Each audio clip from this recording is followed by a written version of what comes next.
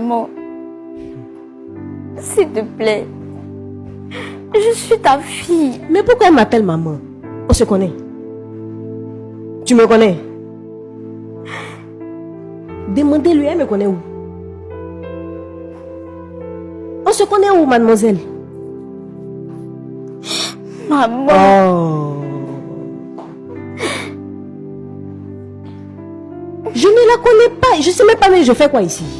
Enfin, j'ai eu un appel que je dois venir ici. Je ne sais pas pourquoi je suis là. Qu'est-ce que je fais ici?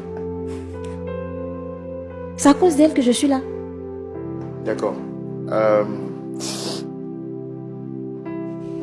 Donc, vous ne la connaissez vraiment pas. Vous ne l'avez jamais vue, elle ne vous a jamais appelé. Vous n'avez jamais eu de contact avec elle. Je ne la connais pas. Oui, il peut s'avérer que vous ne la connaissez pas.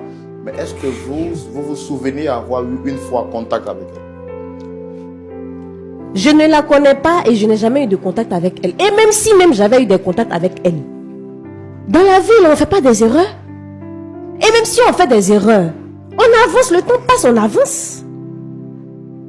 On avance. Non, mais quand vous dites qu'on ne fait pas des erreurs, ce n'est pas la question que j'ai posée. Je n'ai pas demandé si vous avez déjà fait une erreur. J'ai demandé est-ce que vous l'avez déjà rencontrée? Ou bien peut-être vous estimez l'avoir rencontrée une fois par erreur? Oui, je l'ai rencontrée par erreur. Elle est arrivée dans ma vie par erreur. C'est-à-dire?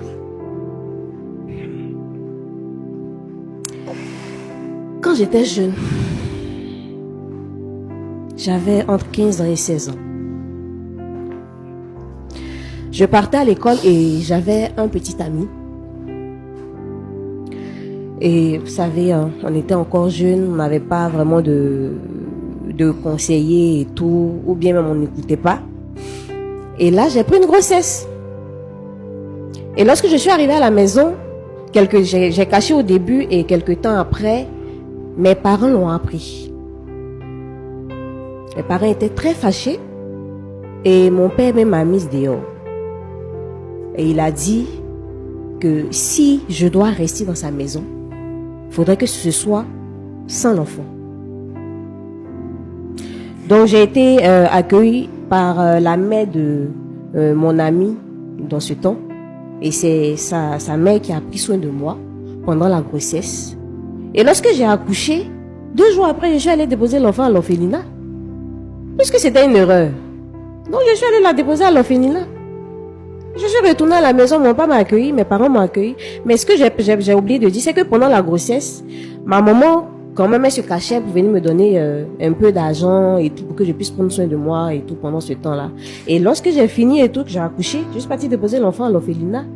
Parce que ma copine m'avait dit que dans le temps, à l'orphelinat, c'est pas que les enfants orphelins qui étaient là-bas. Il y a des femmes qui ne pouvaient pas s'occuper des enfants et tout, qui partaient laisser leurs enfants là-bas. Donc, j'ai eu une échappatoire, je suis allée la déposer là-bas. Je suis retournée à la maison en famille, ma vie a poursuivi son cours. Aujourd'hui, j'ai croisé un homme avec qui j'ai cheminé et tout, et qui avait décidé de me marier. Il m'a demandé si j'avais des enfants. J'ai dit, j'ai pas d'enfants, et effectivement, j'avais pas d'enfants. Puisque elle ne faisait pas partie de ma vie. Je l'avais laissée à l'orphelinat, donc j'ai pas mon nom sur elle, c'est pas ma fille. Donc j'ai dit au monsieur que j'ai pas d'enfant. Et je suis entrée dans ce mariage. Mon mari est un homme bien, il prend soin de moi, il prend soin de ma famille. À cause de lui aujourd'hui, quand je vais dans mon village, j'ai un nom. Je suis considérée dans ma famille. Cet homme est toute ma vie. Mon foyer, c'est ma vie. Et aujourd'hui, après toutes ces recherches, elle débarque dans ma vie pour me dire que je suis sa mère. Elle veut quoi? Elle veut gâter mon foyer. Tu veux gâter mon foyer? Non, maman. On va appeler bon moi. Elle veut gâter mon foyer.